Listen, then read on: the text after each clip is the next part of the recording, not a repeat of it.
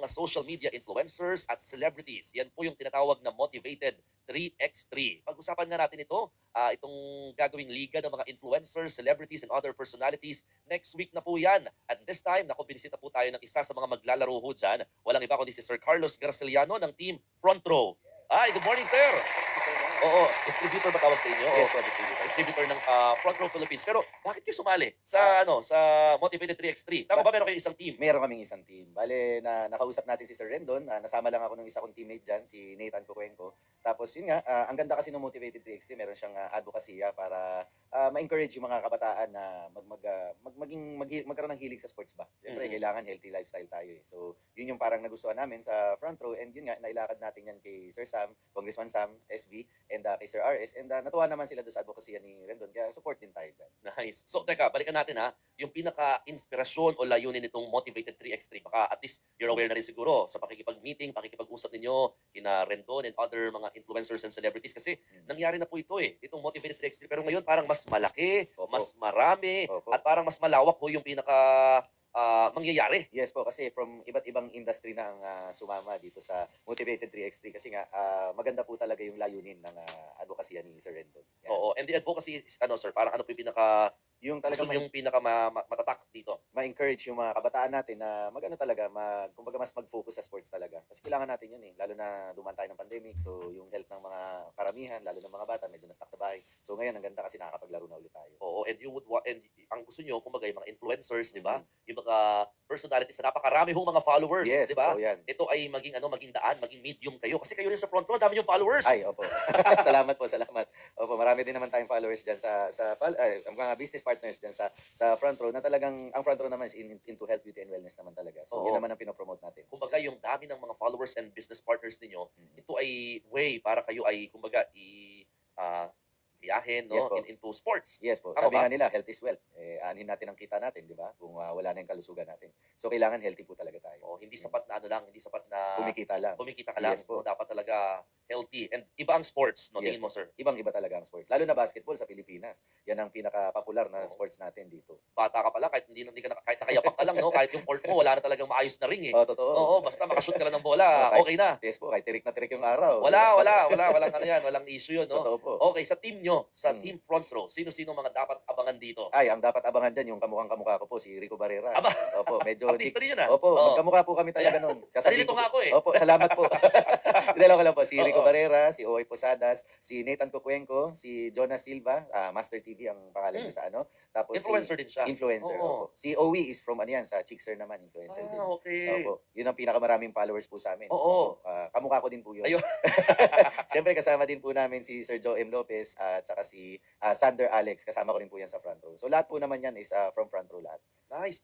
Naku, nakakatuwa. Ang dami palang mga teams, no? Pinapakita din namin kanina yung mga ibang mga teams. Actually, iba pa po yung mga lumang team na naglaro nga nung unang Yes Motivated 3x3, yung team ni na Boss Toyo, meron pang ganun eh. Sila Boss GK, Sina ganyan. GK, meron ding team sina Si Rendon, meron Rendon. din. O yun nga, saka yung mga ML, sina Doggy. Opo. Meron din silang team. Tapos yung mga motovlogger. Yes, marami. Meron ding team yan, sina Idol Moto. Opo. Nakakatuwa. Ngayon, nadagdagan, mas dumami. At ito, may mga Bartolo Brothers pa. Ayan, So, yan pala. paano nyo ito pinaghahandaan? It will be next week. Hindi pa medyo challenging kasi syempre dadaan ng Holy Week. Opo. Medyo hindi kayo makapag-practice. Napakahirap umanap ng Oo. court ngayon. Pero para-paraan na lang po. Practice lang talaga. Tsaka condition lang talaga. Oo, Yun tama, talaga. tama. Opo. Sige. Sorry, sir, kanina, bago kami mga kapatid nagkukwentuhan, bago natin isahin pa si Sir Carlos, nagkatanong ako sa kanya, gaano katagal ka na sa network marketing industry? Sa Front Row po. Sa Front Row is, I've been with Front Row since 2010. So 14 years na po. 14 years? Yes, And po. then, as ano talaga kagad? As distributor kagad ang pinasok mo? Ay, hindi naman po. Actually, kung isasama natin yung previous work ko with Front Row, artist po nila ako dati. Graphic artist nila ako. I started with them August 2009. So, sa August, 15 years na ako. Nakilala ko si Sir Art at si Sir Sam. And kaya naman ako nag-Front Row talaga kasi nakilala ko ng gusto si Sir RS at si Sir Sam nung nagsisimula pa lang. And nung panahon ng Ondoy, tumulong sila sa Marikina. So, doon ako napaisip na parang maganda tong company na to. Ito yung mga gusto kong makasama for a long period of time. Kasi syempre, that time, hindi naman ganun kalaki ang Front Row. Tapos tumutulong na kagad. Ako din po mismo, na-experience ko yung Ondoy. Lumangoy Yung ako hirap, dyan no? sa EDSA. Galing ako sa trabaho, linangoy ko po yan. Tapos nag-charity yung Front Row. Parang, alam mo yun, natuwa lang ako. Naantig yung puso mo ba? Yes po, oo. Kaso, syempre, nag-decide pa rin tayo. Medyo tumagal ng konti. Ondoy was, I think, September or Yes. mga ganyan. October. Tapos, oo. Nag-start ako magkaroon September pala. mga ganyan po. Nag-peak yung interest ko talaga nung January 2010.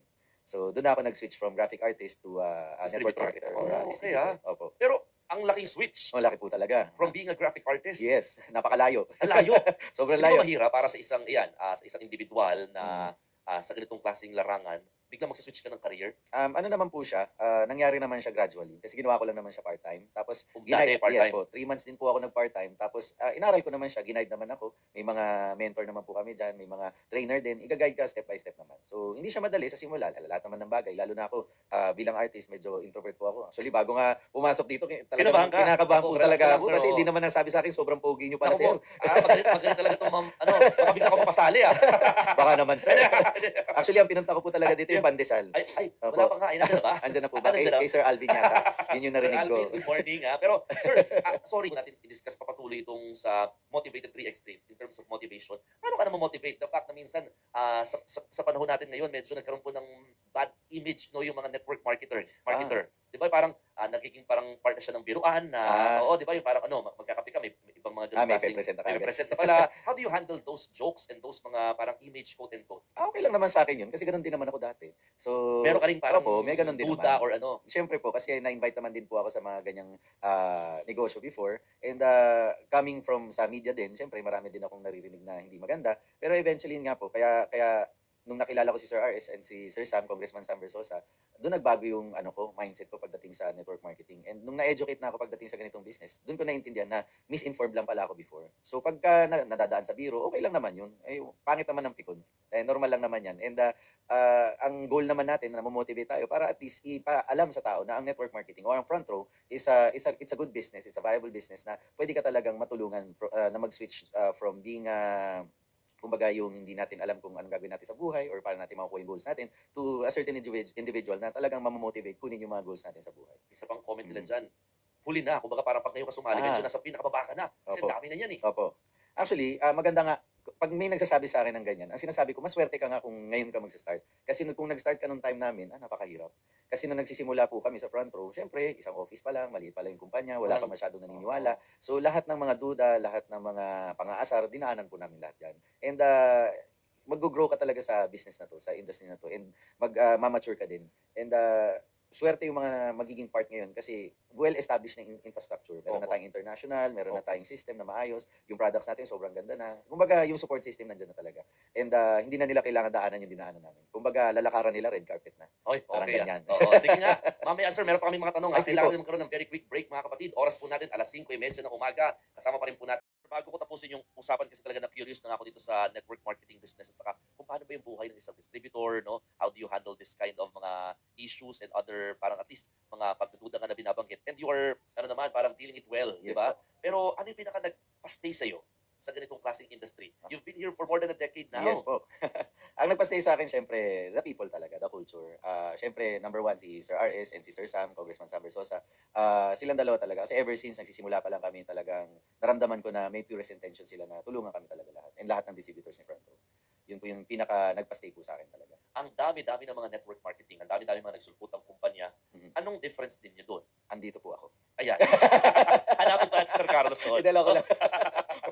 Biro lang po. Hindi, syempre, The products the siguro, products, no? yes. And yun nga, yung mga tao na nandyan na talagang, kasi in front row, lahat po ng mga pioneers, mga nauna, hanggang ngayon Nandiyan pa rin. Yes po. Hanggang ngayon, sila pa rin yung nagtuturo, nag-guide. And it's not because hindi kumikita. It just so happens na meron tayong purpose, may goal tayo. Ang mission nga po namin is to create a radically positive change in people's lives. So, syempre, kung ganun talaga ang nasa puso mo, gusto mo talaga makatulong, magbago din ang buhay ng ibang tao, hindi mo talaga ititigil yung ginagawa mo. Para nang sa ganun, katulad ng mga taong sabi nga ni Sir Art at ni Sir Sam before, maraming tao may pangarap, di lang alam kung saan magsisimula.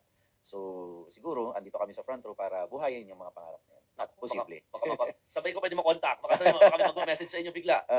Pwede ko pong Oh, sige, go. ang aking social media po ba? Oo. Sa Facebook, pwede ko masabihin. Oh, pwede. Okay, sige.